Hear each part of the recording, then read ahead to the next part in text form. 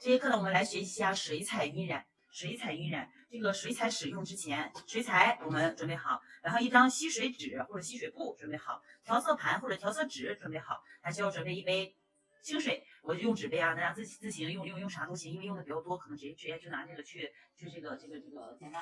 然后甲片呢，我是涂了一层色胶，然后注意。我们在用水彩去做晕染的时候，一定是要在磨砂封层后操作的。不管你用的是隔粉磨砂，还是说用的这个普通磨砂封层，一定是要在磨砂封层后操作。因为在色胶之后，你想想，我们想想，平常我们的色胶是不能兼水的，对吧？我们的胶是不能兼水的，包括这个水彩，它是水的介质为主，所以说要避开水。所以说在磨砂封层后操作，我们的这个颜色才能上去。如果说是在色胶之后操作，大家可以尝试一下啊。一个不上色，另外一个就是持久度并不高，效果做不出来。好了，所以我们先去把指甲打个底，然后涂一个颜色。我用白色打底，大家会看得更清楚一点。因为今天主要教的是这个水彩的晕染，水彩晕染。所以说关于大理石纹还有其他的，我们可以去看其他课程啊，还有专门水彩的系列课。好了，我先涂上磨砂封层，照灯。水彩晕染呢，其实就是相当于把颜色在甲面上用我们的这个笔去给它铺开。然后水彩笔一般用的是啥呢？就是一支狼毫笔。然后这支笔呢，可大可小，可大可小，但是多数还是我们尽量选择小笔会操作更方便一点，用小笔操作更方便一点。我先拿去照灯。好了。然后用的这支笔呢，你看有长的有短的啊，就是大家去买这种狼毫笔就行。一般来说买的笔号是多长的？笔上其实这个画画，这也就是画水彩用到的笔，1号、2号、3号、4号这4支都可以。如果过大的话，因为指甲比较小的情况下，用的过大，那反而不利于我们去控制。所以说选用这种小笔就可以，选用小笔就可以。然后我们做水彩的笔就只能做水彩，这支笔是不能用来去碰胶的，是绝对不可碰胶的，只能用来做水彩啊。我拿这支稍微长一点的举例，要开笔的话，就是在这里面我们刷一下。开好笔，来先去调颜色，也就是说在甲面我刚是涂了一个底色，但是大家也可以在这个款式这个色胶晕染之后再进行做这一步，然后也可以在涂完底色之后磨砂封层后去操作啊。磨砂封层记得不要去包边，不要包边。然后这个时候来先去取颜料，然后取颜料的时候笔呢我们去添保水，就是添保水之后，我们选用一个我们自己喜欢的颜色，这个咖色吧。不要用笔尖去戳啊，顺着这个笔毛的方向，它跟胶的操作，这个水彩跟甲胶的操作是不一样的。来，在调色纸上，如果说调成这个样子，因为水彩干的比较快，调成这个样可能一会儿就没了，所以我们可以再去加点水，多来一点。也就是说，水越多，就相当于我们调的那个透色胶越多，水量越少，调的那个透色胶就越少。调好之后，把笔刷干净，在纸上把多余的水分吸掉。然后这个时候单独的我们去蘸取颜料，比如说笔在干净的情况下再去蘸取我们调好的颜料，在甲面上去做晕染。晕染的话，注意看，我们可以根据我们的定位2点3点都可以，也可以直接来我在甲面上刷过去，你看这种刷的时候，明显看出来甲面这个面积是比较干的，对不对？但是那比较湿的话，就会有这种水分存在，就跟咱们用晕染液一样。所以说想要再湿一点点，我们可以让这个多去蘸取颜料，多蘸颜料。你看这样在甲面上呈现的这个颜色相对来说就会浓一点点啊。但是同样这有一个不好处是啥呢？就是它干的速度会比较慢，哎，我们随便去弄。如果说是边缘的这个位置长时间也不干，哎，怎么看起来也不得劲儿啊？就怎么干不了了？我想把这个边缘过渡，那这个时候我们可以拿吸水纸把笔上刷笔啊，把笔上多余的颜色、把多余的水分吸掉，吸干净笔之后，用一支干的笔可以把这个颜色看到没有？直接就给它吸走，然后再去擦一下笔。比如说这个甲面颜色的多少是有通过我们的笔去控制的，接下来再来看，当我们的色块铺好之后，我们想要去过渡边缘，一定要趁着就是在半干状态下去过渡是最快最好操作的。比如说中间，哎，这里已经完全干透了，那这个时候去擦，如果笔上水分不多的话，有可能擦的过程中感觉擦不动或者怎么样，可以适当再去蘸点水分，适当蘸取水。但是在过渡边缘的时候，我们用晕染液不是用的是透明晕染液去过渡边缘吗？这个用的就是清水啊，用的是清水过渡。比如说这边颜色是不是都特别实？我想要给它过渡开，好了，咱们把笔涮一下。涮好之后，一定记得去吸一下笔上多余的水分，但是也不能太干，适当有一点点水，然后过渡边缘。过渡的时候注意不要用笔尖去走啊，水彩用的都是它的笔的侧面，看到没有？用笔的侧面把这个颜色边缘，来，我们顺着这个颜色给它往周围去走。如果水量过大，就会形成水珠，那么就需要再去吸一下水分，然后再去走。这边笔在比较干的情况下去过渡边缘是比较好操作，一旦水分过多，那么过渡这个边缘就容易把颜色给它破坏掉。其实这样你看，你要说它是晕染也行，包括做大理石纹也是用到的是这种方法啊。然后如果说是笔上颜色过多了，我想单独把这边过渡开，我又怕影响颜色，去洗笔，洗干净笔之后，吸掉多余的水分，然后来过渡这个边缘，中间也可以稍微来点。有的时候水量带进去一点点，你比如说我水带进去一点，让它形成一滴这个水珠，它自然晾干透之后，边缘就会有这么一种小痕迹，边缘就会有这种小痕迹。晕染呢，其实水彩晕染可以用这种叫什么？咱们可以铺大色块，然后也可以怎么样？也可以去做纹路，也可以做纹路。因为被水稀释过后的颜色会变得比较浅，所以说深色区、浅色区也就自然而然呈现了啊。然后当然了，也不是所有的这个颜色边缘咱色块都得给它铺开，也可以适当的只铺一部分。比如说这边比较脏乱的啊，我们就拿这个笔给它擦掉。当然，如果过着过着，我发现这颜色有点少，你看这就是用水彩做出来讲变晕染的效果，是不是跟晕染液的实操之前给大家也讲过，对不对？你看也有这种水渍边缘的痕迹。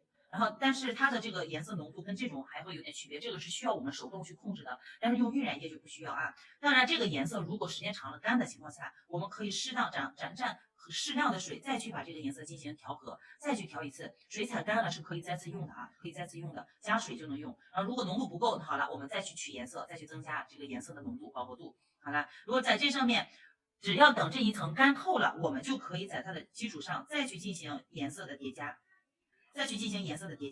然后当然还是那句话，我想让这两个颜色不要互相打扰。什么两个颜色呢？比如说我第一层浅的，第二层要深一点，我不想让这两个颜色有什么这种就是混到一起的效果，我想让它更加有层次感一点点的时候，还记得吗？就是我们需要用什么薄涂一层磨砂封层，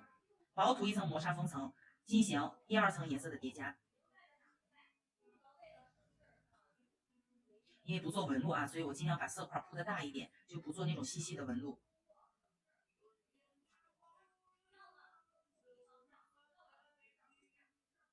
就是大家觉得怎么好看，哎，我怎么来。好了，这是第一层。假如说我们要叠加两层颜色，因为在这个颜色里面它不干的情况下还好。如果说在旁边，举个例子，这边基本上快干了，那这个时候大家去看一下那个水彩基础课程，我这个时候比如我随便选一个其他颜色。调一下色，调好之后再使用啊！千万不能就是怎么样？比如说你要取个新的颜色，我去拿笔刷干净之后，我去取色，取完颜色就直接往指甲上画，这样是不行的，一定在调色纸上把颜色调匀，调匀之后再刷笔，吸掉多余的水分，再重新蘸取新的颜色，在这上面去进行色彩的叠加。你看，因为第一层这个水彩它有一个特性是什么呢？就算它干了，我再去蘸点水，会把第一层的颜色给洗掉。你比如说这里，我会把第一层的颜色洗掉，只保留第二层的颜色。所以这种情况下呢，就不利于两层颜色的叠加。那我想要叠加两层颜色，又想让第一层的颜色存在，那怎么办？用磨砂封层去隔离。我先把这层擦掉。但多数的情况下，这一层做完啊，这一层过完之后，我想要叠加第二个颜色，比如说中间咱们加一点红色吧，随便选个颜色啊，水分有点多，稍微吸一下。哎，这是玫红色。在这里想要叠加第二个颜色，好了，我就直接点上去，可以吗？可以的啊。吸水分，稍微远一点看不清楚，吸水分。好，你看这上面的水是量比较大的，那我们可以在这个基础上，哎，给它过渡一下边缘。但是水量大，容易把颜色吸掉啊，所以最好大家日常操作点上去，可以稍等它半干的状态下，再去过渡颜色边缘的纹路。在它还没有干透的时候，你去过渡，你就容易把某个地方的颜色给弄走。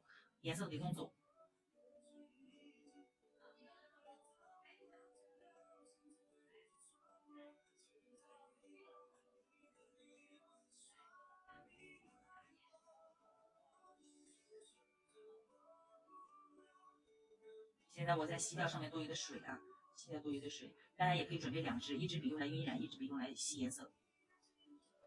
好了，你看两个颜色，这不就叠加上去了吗？是不是两个颜色叠加上去了？但是中间这个位置，感觉它的层次感叠加出来的效果可能会有点不太一样。那等它干透之后，我们可以叠加第二层呢，就是涂一层磨砂封层，或者在这一层之后，你该做款式，该贴东西，贴完上面再去涂一层磨砂封层。反正只要是用水彩，你要晕染也好，做纹路也好，都是要怎么样？用一层磨砂封层去隔离的。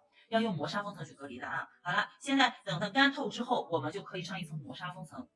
但是如果说同学们，当你们晕染的面积特别大的时候，还是因为水彩现在看起来干了，实际上它是没有粘性的，对不对？是没有粘性的。所以我更建议大家是什么样的？比如说我现在这个款式我就要这样了，我不动了，那我要上分层或者做其他了，一定记得用底胶去隔离一下。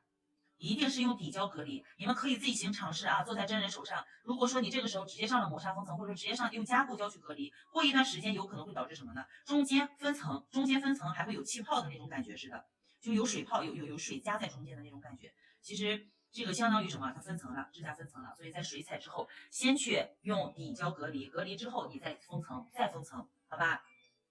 这是这个水彩的使用啊，这里正好再给大家照灯期间给大家一个是把这个什么磨砂封层之后，如果说不做了，磨砂后大面积防止开边起翘，防起翘，就用底胶隔离。底胶隔离，但如果说只有那么一点点小面积的或者纹路类的啊，小面积的，我们是可以用其他的去隔离的，比如说要上磨砂封层去叠加呀，或者说比如说只可以上一层加固，但是最好基本上上一层底胶更稳妥一点点，好吧，更稳妥一点。然后这个在做晕染的时候，大家最不好控制的是什么呢？就是这个水量，其实这个有单独的一个课程啊，单独一个课程在水彩里面，然后但这里再给大家稍微说一下，就省得再回去看。就是比如说很多同学，我缺好这个水分之后，你看只要这个笔上有水滴在滴，那就只能说明这个水过多了，需要在纸上吸一下。但如果说要调色，我想调的面积多一点，那我就可以怎么样？哎，我这个水弄多点，在调色纸上我先进行调色。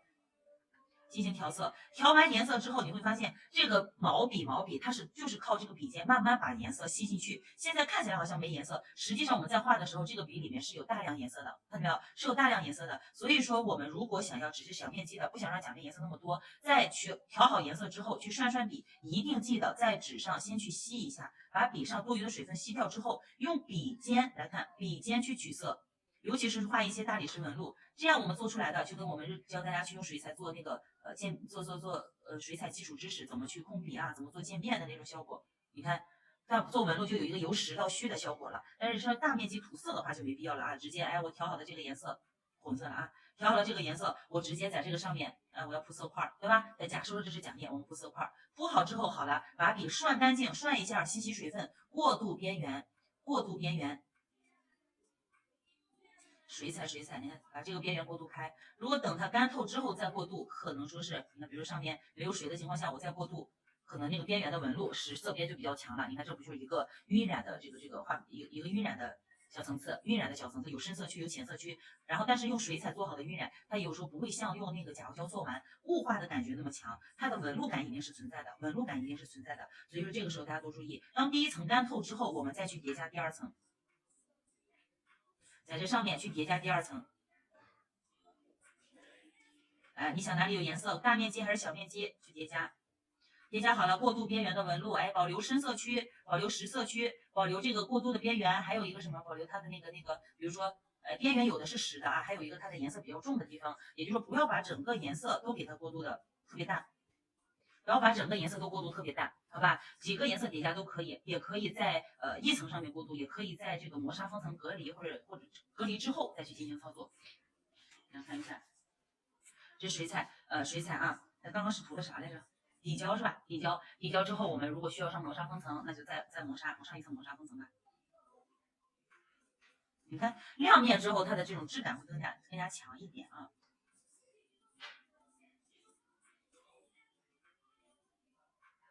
没点不平整，可能刚刚胶不够或者怎么样蹭胶了。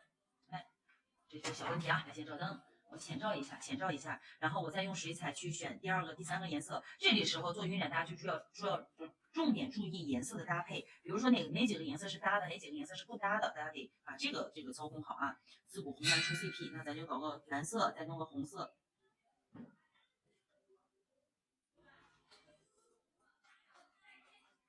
就跟写毛笔字似的，用毛笔我们去写毛笔字，是不是需要添笔，把整个笔的颜色把颜色给吸进去，对吧？哎，我是不是上错了？我刚刚上错了，上一层是啥？分层啊，亮峰啊，上一层亮峰，直接在这边吧，重新做一下。来，蓝色大面积的话，如果想涂的面积多一点，好了，那我就多来点颜色，往上去推。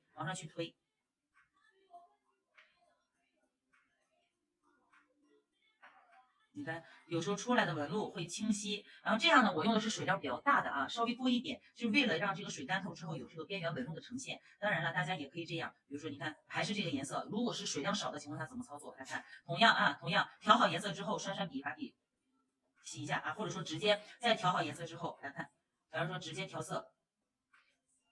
调好之后，笔上因为颜色比较多嘛，我们在吸水纸上把多余的颜色先吸掉，然后再重新去取颜料。取颜料的时候，你蘸的越多，甲面上肯定还是水量大的嘛。那这个时候，如果说我吸一下这上面的水分，你看我再去过渡出来，我要薄薄的那种雾蒙蒙一层层的感觉，你看出来的这里一层就比较浅了，是不是？还有颜色的深浅也跟你调颜色的浓度，就是比例有关系，水跟颜料的比例。你都能看见我的操作步骤啊？你看，我再加多一点点颜料，然后水量呢还是不多，我再去做晕染色块铺开。看这个水彩做晕染的时候，不是用笔尖，咱不要用笔尖压着去画，不是这样的。除非你说画花或者什么的，但是大面积铺色，多数还是用笔的侧面，要直接平躺下去。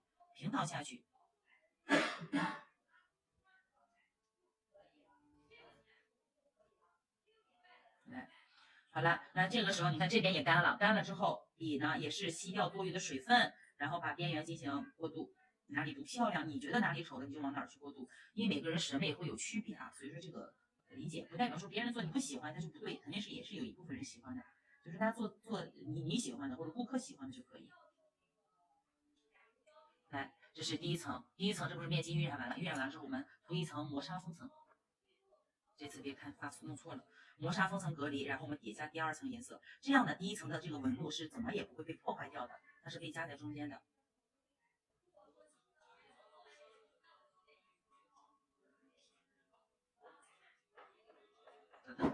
等，我烧30秒钟啊，烧30秒左右，给它这个模糊化了就好。然后这个时候我们去调第二个颜色，从红蓝树 CP 调个红色，红色的话从上面咱去对比啊，比如说这个，其实胭脂就可以，胭脂这个颜色就可以。好，也是在这取色，我们来看刚刚调好的颜色，调一下感觉比较那个太白，不是太透，我们就再加进去一点颜色，不够再加掉，对吧？就通过这样去增加颜色的浓度啊。好，这边照等好了，来叠加第二层，因为第一层是怎么擦都不会被破坏的，所以这个时候大家可以在甲面上随便去做纹路的叠加。当然了，形状是不是还是不规则的，好了，来涮干净笔，吸掉多余的水分。你看这一层就能透出底下的那种纹路边缘了啊。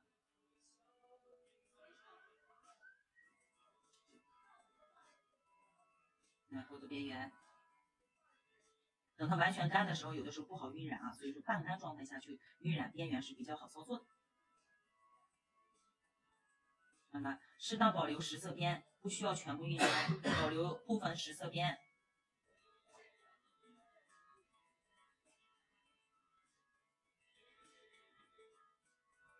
OK，两层叠加，对吧？其实白色也会用的比较多啊。这一层之后，我们就需要上一层底胶，然后再封层就可以了。我呢就直接封层了，大家记得就是一定是底胶之后再封层。你看亮面之后，它的这种感觉跟刚才又不一样，就是磨砂封层它只突出的质感会比较强，但是亮封吧，它就是给人感觉更加通透一点。想要层次的，大家看一下，多数都是以亮封为主。